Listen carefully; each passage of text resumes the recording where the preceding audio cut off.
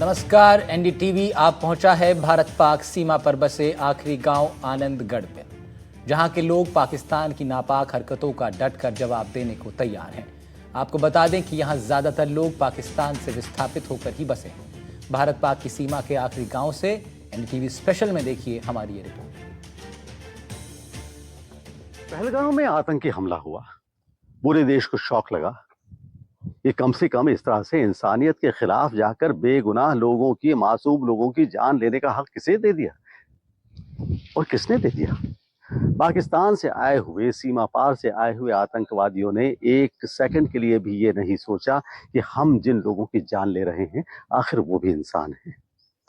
बहरहाल ये घटना हुई, उसके बाद पूरे देश में सीमा पार के लिए बहुत गुस्सा देखा गया।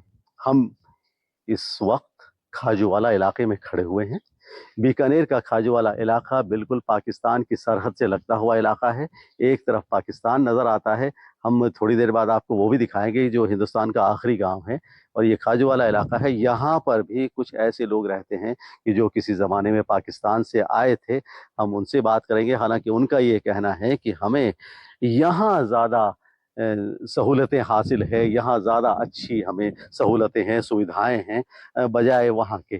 हालांकि उनका ये भी कहना है कि वहाँ की तरफ से इस तरह की नापाक हरकतें होती रहती हैं, लेकिन इसकी परवाह नहीं है, हमें जवाब देना भी आता है। और ये जो आप मकान देख रहे हैं, ये मकान इन्हीं एक साहब का है जो पाकिस्तान से माइग्रेटेड हैं और उन्होंने हिंदुस्तान की जो एजेंसी है एसएसबी, उसमें भी सर्विस की है, वहाँ से रिटायर्ड हैं।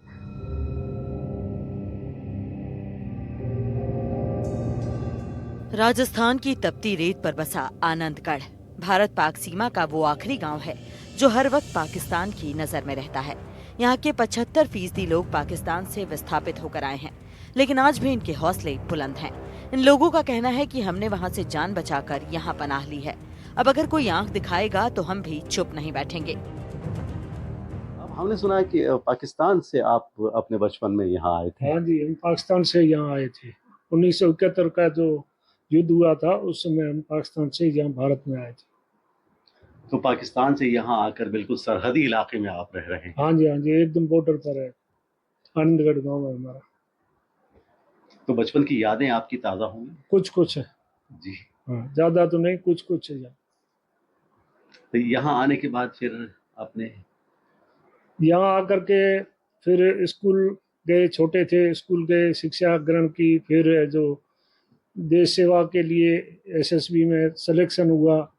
फिर 27 साल नौकरी कंप्लीट करके फिर जो रिटायरमेंट ले लिया। अब जो अपना जीवन ठीक से बढ़िया जोर से गुजार रहे। अच्छा, एक बात बताएं सर कि वहाँ और यहाँ में क्या फर्क है? वहाँ थोड़ी गुलामी ज्यादा थी, आज़ादी नहीं थी। इसलिए जब 71 का वार हुआ उस समय भारतीय फोर्स है जो हमारे से आगे निकल गई थी। काफ़ी एरिया है जो भारतीय फौज ने अपने कवर कर लिया था। तब बोला गया भारत सरकार की तरफ से कि जो भी कोई इधर हिंदुस्तान में आना चाहता है तो आ सकता है। तो हमारे जो पुरखे थे वो है जो वहाँ से यहाँ आ गए। यहाँ आकर के फिर जमीन ने जो गवर्नमेंट ने सहायता भी दी और कैंपेज लगाए, उसमें हमको मतलब तो ऐड दिया, जमीन दिया और फिर इधर आकर के बस गए।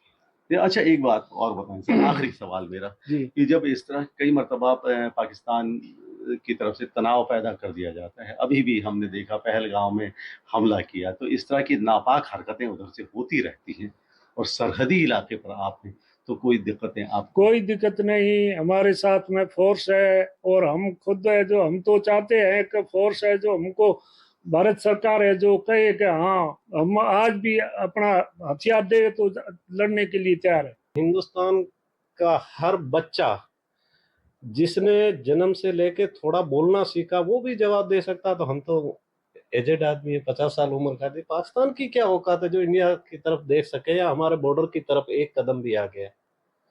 उनकी हिम्मत नहीं है। उनको हमारी फौज ही पहले तो वो आने ही नहीं देंगे। अगर भारत सरकार आदेश देगी तो वो तो 50 किलोमीटर पहले ही वहां खत्म कर देंगे। फिर रही बच्ची कुछ बात, तो हम जो ग्रामीण है बॉर्डर क्षेत्र के, वो अपने डंडे से मार मार के उनको फौज को तो मौका ही नहीं देंगे। डंडों से मार मार के भगा देंगे। उनकी क्या हिम्मत है, क्या है उनके पास? वो तो 2 दिन का आटा लाएंगे, तीसरे दिन बॉर्डर पर पहुंचेंगे नहीं, उससे पहले आटा उनका खत्म हो जाएगा। गांव के नौजवान भी पूरी तरह से तैयार हैं। कोई सेना में भर्ती की तैयारी कर रहा है तो कोई गांव की चौकसी में लगा हुआ है। इन युवाओं का जोश और जज्बा काबिले तारीफ है। इनका कहना है कि हम सरकार के साथ हैं। देश के लिए जान भी देनी पड़ी तो पीछे नहीं हटेंगे।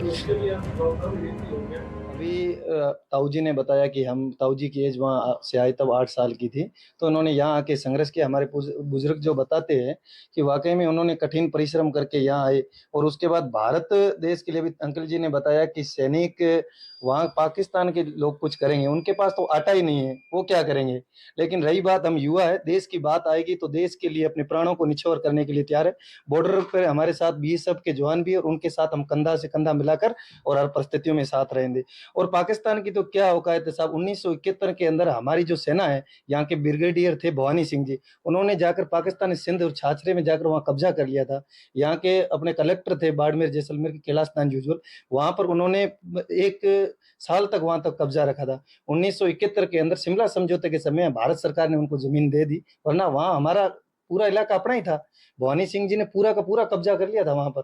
और आज भी देश की बात आएगी, राष्ट्र की बात आएगी, हम युवा हर परिस्थिति में देश के साथ खड़े रहेंगे और मजबूती से लड़ेंगे। हर परिस्थिति में बीएसएफ के साथ हैं, बॉर्डर पे रहते हैं। कल भी हम मीटिंग में गए थे, वहाँ उन्होंने बुलाया था हमें, गांव में भी मीटिंग थी।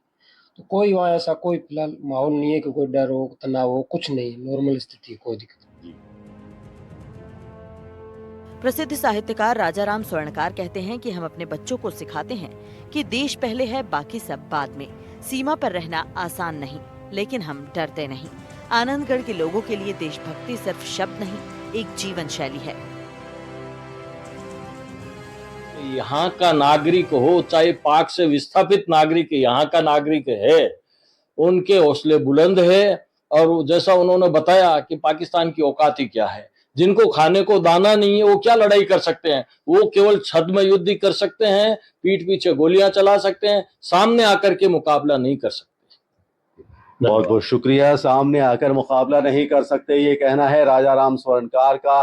और देखिए, हिंदुस्तान ने हमेशा पाकिस्तान को छोटा भाई माना, लेकिन छोटे भाई ने हमेशा बड़े भाई की पीठ पर खंजर घोंपने में कभी कोई कसर नहीं छोड़ी।